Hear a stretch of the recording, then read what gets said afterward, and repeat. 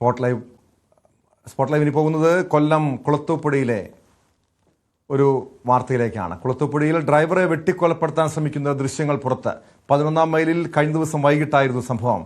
ഏഴംകുളം സ്വദേശിയും ഡ്രൈവറുമായ സന്തോഷ് കുമാറിനെയാണ് വെട്ടിക്കൊലപ്പെടുത്താൻ ശ്രമിച്ചത്. പ്രദേശവാസിയായ ദീപക്കാണ് ആക്രമണം നടത്തിയത്. ഈ പ്രതിയെ പിന്നീട് പോലീസ് പിടികൂടിയിരുന്നു. വിവരങ്ങളുമായി വിനീഷ് ചേരുന്നുണ്ട് കൊല്ലത്ത് നിന്ന്. വിനീഷ്, മാരകായുധവുമായി എത്തി ഡ്രൈവറെ വെട്ടിക്കൊലപ്പെടുത്താൻ ശ്രമിക്കുന്നതിന്റെ ദൃശ്യങ്ങളാണിത്. ഇതിന്റെ കാരണം എന്തായിരുന്നു?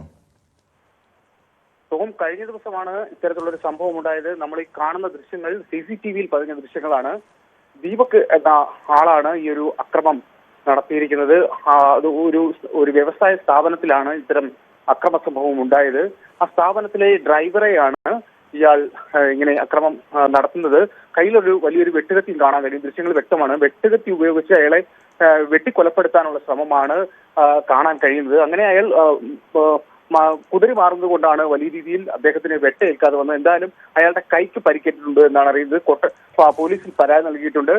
പോലീസ് ഈ അക്രമി പിടികൂടി എന്നാണ് നമുക്കറിയാൻ കഴിയുന്നത്. എന്തായാലും ഇപ്പോൾ അയാൾ ചികിത്സയിൽ കഴിയുന്ന സാഹചര്യമാണ് ഉള്ളത്.